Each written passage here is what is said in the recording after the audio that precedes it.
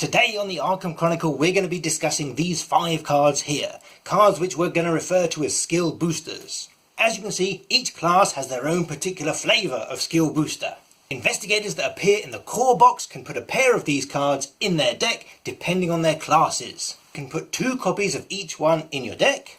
Investigators that appear in the Dunwich expansion can put all of these cards in their deck because they're level 0. These cards are designed to be used whenever you're performing a test using one of your 4 stats. What you do is you spend some resources to increase the number of your stats. For every resource you spend, your stat increases by 1.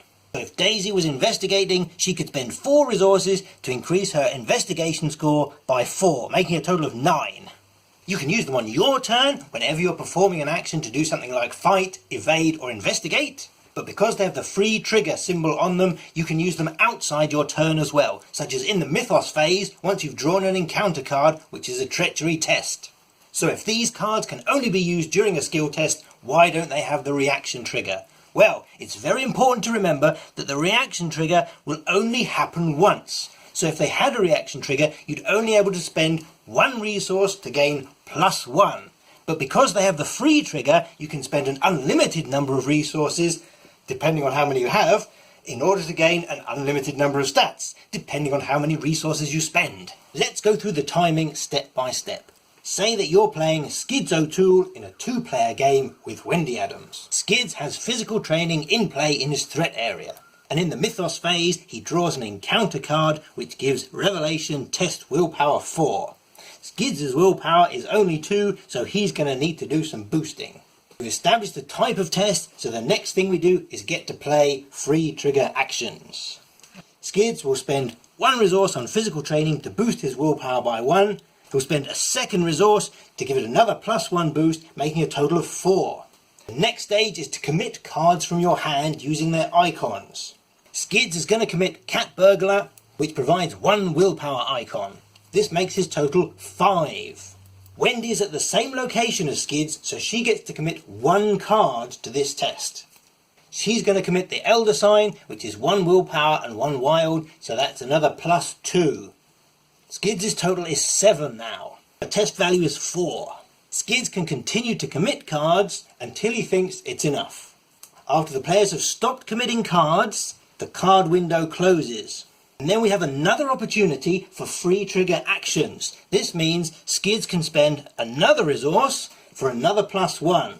At the moment the test is 8 to 4. Skids draws from the bag, it's a -4. So 8 minus 4 is 4. Because it's a tie, the investigators win. Well done, Skids.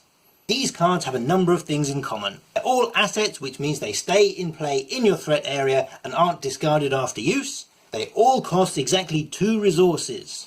Each of them will boost 2 different skills, and the skills they boost match up with the icons that you can use to commit. When we looked at the investigator cards, we discovered that each of the classes was represented twice. However, the stats on these cards don't match up so cleanly. These 3 cards feature the willpower icon.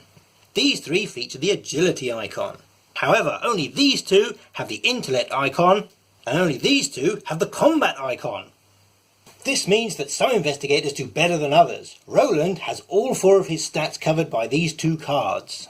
But Daisy misses out on a vital combat icon, and so does Agnes. Skids is missing the intellect icon, and so is Wendy. The good point about these cards is that they hang around. You only need to play them once. Because resources are quite easy to come by, they can be very cost effective, particularly for Skids. If you've got cards that require you to succeed by a certain amount or give you bonuses according to how much you succeed by, then skill boosters can really help you out, particularly if you don't draw chaos tokens.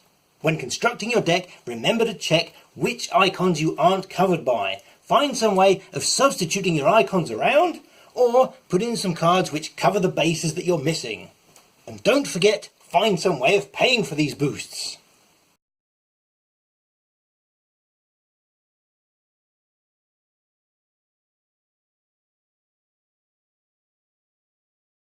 Three, 2, 1. When building your deck, remember to check which cards. When building your deck, remember to check which. Wow, bloody hell.